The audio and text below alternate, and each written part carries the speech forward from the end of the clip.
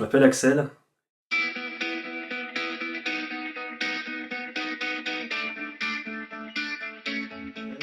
et je me décrirais comme un faux calme, quelqu'un de gentil et quelqu'un qui va mettre l'art et la création devant tout, c'est-à-dire la musique et puis également la photographie.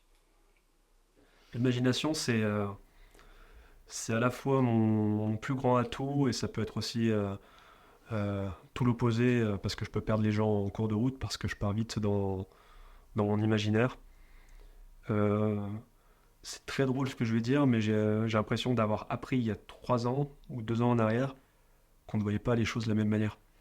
Aujourd'hui, j'apprends que des gens ne voient pas dans leur tête, ne projettent pas, et moi, j'ai appris qu'en fait, les gens ne voyaient pas autour d'eux autre chose que ce qui existe. Et finalement, cet imaginaire, il m'a suivi, puis il me suit encore, de voir comme un dessin animé des fois autour de moi. Et c'est là depuis tout petit, c'est encore là. Euh, et ça me permet aussi de créer des mélodies parce que je pense que les couleurs, les sensations et les mélodies, c'est des choses qui sont très très liées, en tout cas pour moi. Et j'aime l'idée de me faire surprendre en continu par ce qui arrive parce que je sais jamais de quelle va être la situation d'après, l'émotion d'après. Donc un imaginaire très fort, ça c'est indéniable. Du coup, je comprends certains moments de solitude que j'ai pu avoir à certains moments, parce qu'en fait, on se confronte à des personnes qui fonctionnent pas de la même manière. C'est plutôt agréable finalement, mais ça a été étonnant de savoir qu'en fait, on n'était pas tous à voir un dinosaure dans la rue ou une pieuvre dans le ciel à n'importe quelle heure de la journée. Après, c'est pas tout le temps, mais c'est quand même souvent. J'ai toujours voulu vivre une vie d'artiste. J'ai toujours eu, je pense, les pieds terre à terre aussi. Enfin, j'ai toujours été terre à terre pour, euh, pour me dire, bah, si ça te nourrit pas, à côté, il faut que tu assures tes arrières. Euh, Qu'est-ce qui t'anime au travail? Qu'est-ce que tu peux faire comme métier pour pas t'ennuyer? Des fois, je suis pas raisonnable et des fois, j'essaye de l'être. Je pense essayer de l'être quand même au quotidien pour pas m'égarer parce que j'ai bien conscience que de voir un tyrannosaure ou un hippopotame dans la rue, c'est pas ça qui va m'aider à avancer dans la vraie direction. Donc, euh, je pense que je suis plus imaginaire que raisonnable. J'essaye d'être raisonnable, d'être guidé par la raison, mais je serais pas raisonnable de dire que c'est totalement vrai. Je me suradapte, j'ai appris à me suradapter, c'est-à-dire que bah, il y a des situations, on est obligé de faire face et de les affronter. Donc je m'adapte aux situations. Je pense que je m'adaptais déjà à l'école, dans le monde du travail, des fois où j'ai l'impression de ne pas être à ma place, mais je m'adapte, je fais.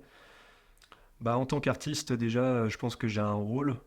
J'ai pas la notoriété que j'aimerais avoir, mais je sais que ça touche des personnes et que j'ai une voix qui porte pour certaines personnes.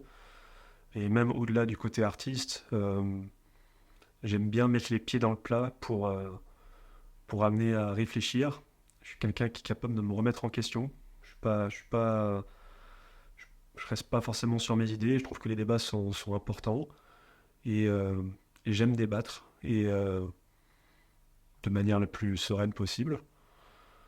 Euh, et puis il y a un rôle aussi amuseur. J'aime bien être côté amuseur parce que je pense que ça nous permet aussi de se reconnecter au plaisir juste de rire et pas que de subir en fonction des fautes qu'on peut ressentir, en tout cas pour ma part, mais là, par rapport aux angoisses qu'on peut avoir dans le monde actuel. Ma plus grande qualité, ce serait la gentillesse. J'ai fait le point il y a quelques années, lorsque je cherchais un nouveau travail et je demandais à mes amis, citez-moi mes qualités, et c'est celle qui revenait, la gentillesse. D'essayer d'être comment dire, d'être présent à distance pour les amis, et puis d'être le bienveillant le plus possible autour de moi avec les gens que je rencontre. Dans mes défauts, on peut dire que parfois je m'égare du sujet. Euh, Toute ma scolarité, j'ai fait beaucoup, beaucoup, beaucoup de hors-sujet. Et ça s'est retrouvé aussi au fil des années. Et finalement, j'ai mis le point dessus il n'y a pas très longtemps. C'est parce que j'ai une mémoire sélective. Et quand j'ai compris ce que c'était qu'une mémoire sélective, c'est-à-dire que c'est pas moi qui choisissais, et ben, je me rendais compte qu'en fait, je partais à gauche, à droite, parce que j'oubliais souvent d'être centré droit vers l'objectif. Par exemple, on va parler avec des amis, on va parler de foot, de basket, de tennis. Le soir même, j'aurais complètement oublié qu'on a parlé de tennis. Mais vraiment, pour moi, ce serait insensé de dire on en parlait de tennis, et puis on va me dire, bah si, on ne t'appelle pas quand tu as parlé de Rafael Nadal, et là, ça va me revenir. Et en fait, c'est mon quotidien, c'est d'oublier des choses sans choisir. C'est-à-dire que la mémoire sélective, elle se fait toute seule.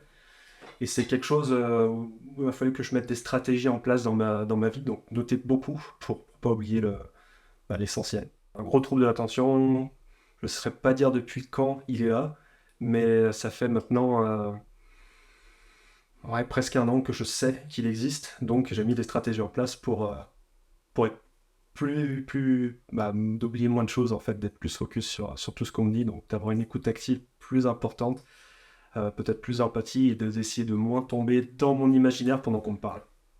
Je pense que c'est les moments précieux avec les amis, souvent l'été, quand il fait vraiment beau et qu'on profite, que ce soit un camping ou de se retrouver. Ça me procure beaucoup de joie.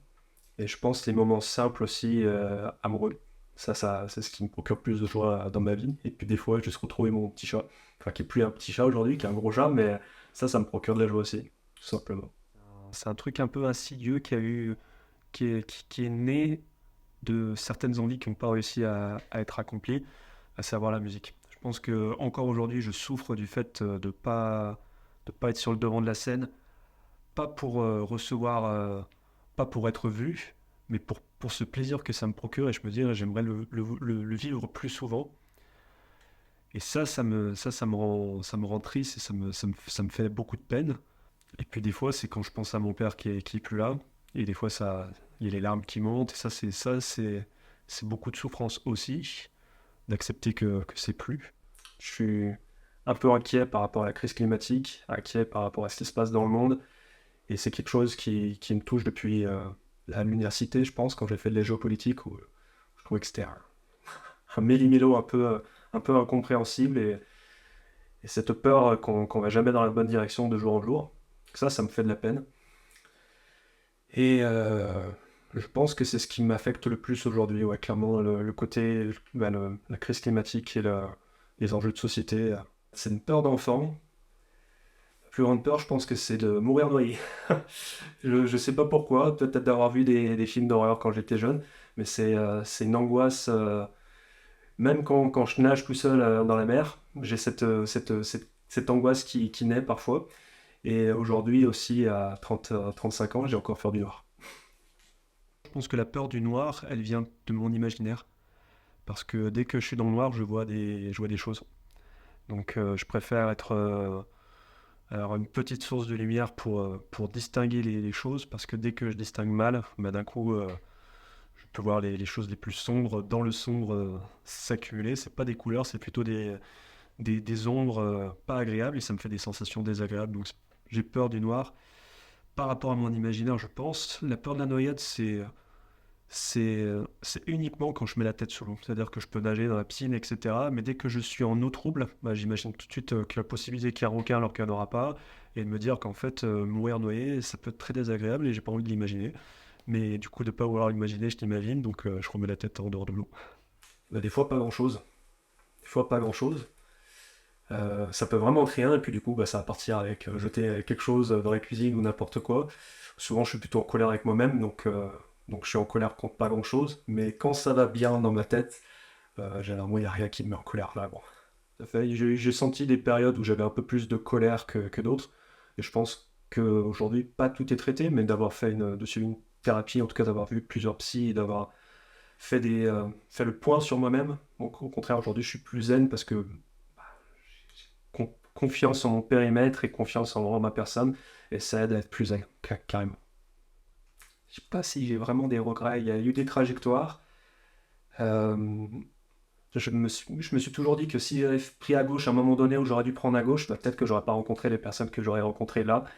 Donc finalement, pas de regrets. J'aurais pu faire les choses différemment, mais j'ai rencontré ensuite les personnes qui sont autour de moi aujourd'hui. Si j'avais fait d'autres choses à un moment donné, je serais peut-être pas mon amoureuse aujourd'hui, j'en suis persuadé. Donc pas de regrets, non. Je pense que je pourrais dire plus de choses aux gens que j'aime. Je suis quelqu'un qui est très réservé, qui a du mal à téléphoner, enfin, même quand on m'appelle, j'ai du mal à répondre, je préfère les SMS, clairement. Et si je pouvais changer quelque chose, ce serait d'être plus proactif par rapport à ça, d'essayer d'appeler les gens, pas avoir de regrets, justement. Physique, je veux dire ma carrure, tout simplement. Je pense que ça aide. Enfin, j'ai, j'ai des biscottos, je les utilise, euh, on va dire ça. Quand j'étais au basket, j'avais de l'endurance. Quand enfin, j'ai fait beaucoup de basket quand j'étais jeune, donc de l'endurance pour être le plus performant possible. Euh, les atouts psychologiques, force psychologique. Je suis quelqu'un qui est plutôt serein dans la vie. Des choses qui m'angoissent, mais j'ai une nature plutôt zen et pas assujetti au stress. Et je pense que c'est quelque chose qui me permet d'être constant dans ce que je fais. Euh, Rien n'est fatal, hein, donc on peut se sortir de toute situation meilleure, même si les situations sont compliquées. Donc, je pense que ma force psychologique numéro un, ça va être ça, d'avoir de la résilience. Dans mes faiblesses physiques, je pense qu'on va parler de l'asthme. Je fais de l'asthme à l'effort. Donc ça peut, au contraire, quand je faisais du sport, c'est aussi quelque chose qui peut être compliqué, de ne pas pouvoir aller au bout de l'effort.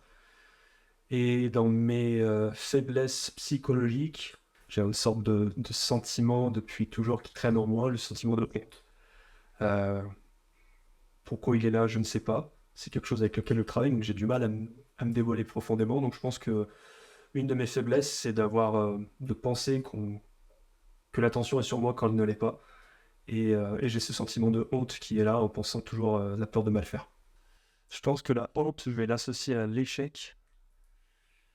Euh, je m'étais mis en tête quand j'avais 22, 23 ans, quand je commençais à faire de la musique. Je me suis dit, vraiment, je vais vivre de ça. Et aujourd'hui, j'ai fait le deuil de cette carrière musicale à 35 ans en me disant, bah non, je vais pas vivre de ça, ou en tout cas pas comme je l'imaginais. Et, euh, et c'est un peu une défaite amère qui est encore en moi aujourd'hui. Donc en fait, j'associe beaucoup de choses à la honte, mais je pense que c'est lié à ça finalement. C'est pas lié aux choses en tant que telles, mais à l'interprétation que je vais avoir par rapport à ce peut-être regret que, euh, que j'ai de ne pas avoir pu faire les choses, même s'il y a eu des très très belles choses, et qu'en fait j'ai beaucoup de gratitude pour ça, parce ça aurait pu ne pas exister, et ça a existé, mais j'aurais aimé être plus que ça sur le devant de la scène. Je fais partie de cette génération qui a envie d'être populaire, et ça a été, je pense, dès le début de la vie d'adulte, de me dire j'ai quelque chose de différent, je peux le montrer, et ça va marcher.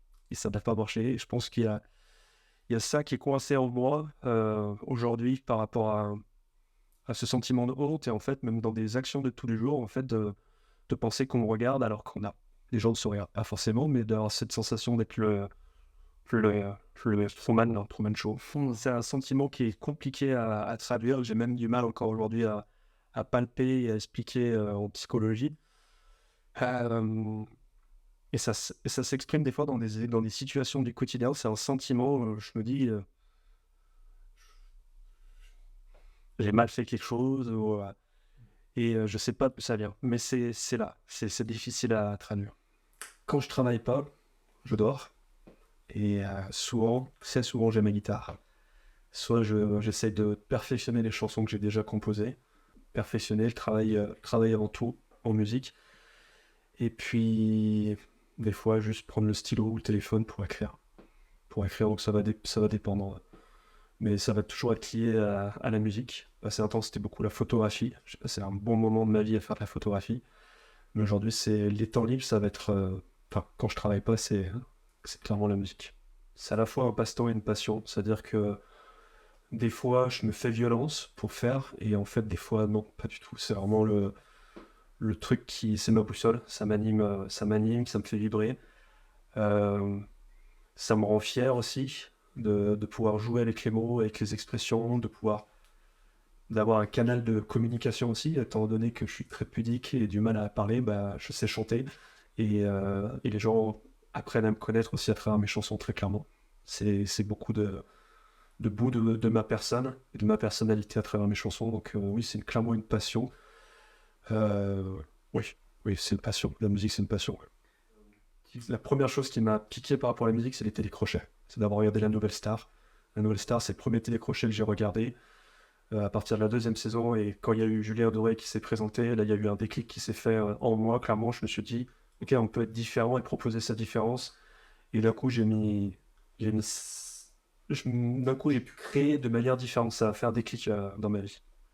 Et finalement, je l'ai vu en concert très peu de temps après, dans une petite salle. Et là, j'ai vraiment eu un déclic en me disant, ok, sur scène, on peut faire ça aussi. On peut mêler le drôle à l'artistique, en fait. De passer de la sensibilité à la blague en très peu de temps. Et j'ai aimé, en fait, cette sincérité qu'il avait. Et de se détacher, en fait, du code. La plupart de mes chansons, il n'y a pas couplet, refrain pour refrain, il n'y a pas ça. Et finalement, je me pose pas la question. Et il y a ce moule-là, et en fait, ça m'a appris aussi à sortir du moule, clairement. Mais par contre, par rapport à la musique, et on me l'a souvent dit, tu te caches derrière ta guitare ou attention, et en fait, eh ben, j'ai l'impression que la guitare, je me cache pas derrière, mais elle m'aide à me transcender. Euh, j'ai jamais eu cette sensation où je me cachais derrière la guitare, même si on me l'a dit souvent. Non, j'ai l'impression que ça, avec ou sans, j'étais la même personne, mais avec, parfois, je me disais que je pouvais aller encore plus loin dans ma personnalité, parce que je vais être aidé d'une intensité avec les cordes, et ça va me permettre de me galvaniser, ouais, de m'auto-sublimer, on va dire, entre guillemets. La photographie, ça arrivait un peu plus tard, ça arrive vers les 23, 24 ans. Je pense que j'avais toujours un appareil photo par-ci par-là en voyageant, de vouloir faire des clichés, et à un moment donné, je voulais proposer autour de moi des beaux clichés des personnes que je connaissais, des copains ou de la famille.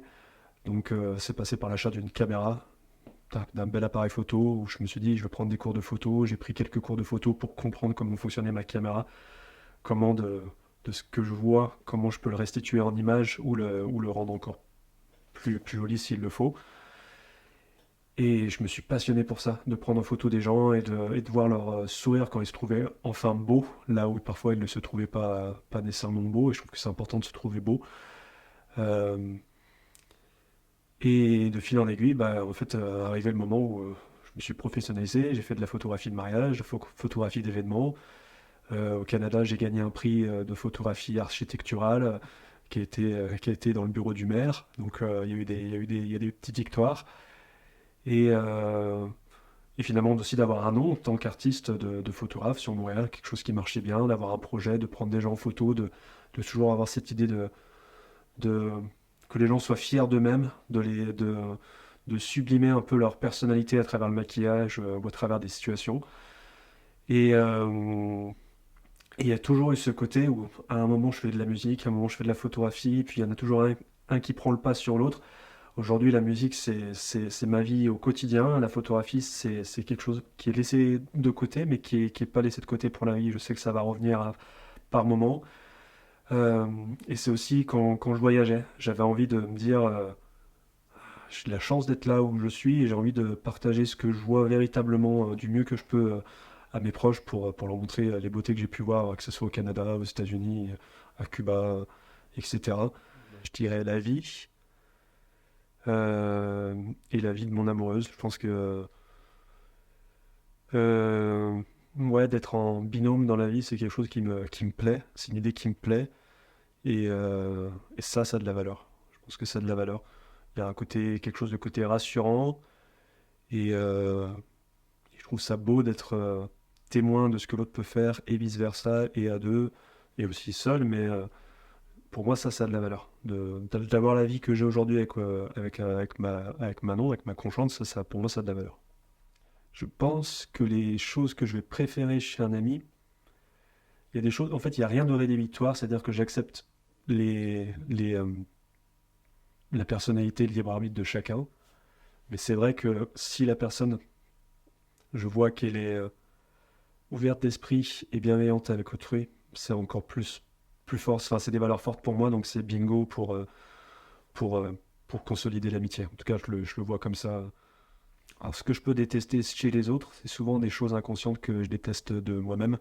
Et c'est de voir un peu de me voir à travers ce que fait l'autre. Je me dis, ah, ça aussi je le fais et c'est pas bien. Donc finalement, je pense que ce sera ça à chaque fois. Et ça, je pense que ça vaut pour toutes les autres personnes que je connais et pas que les amis. Parce que finalement, je déteste pas tant les choses que font mes amis. Et chacun a son parcours et c'est bien comme ça.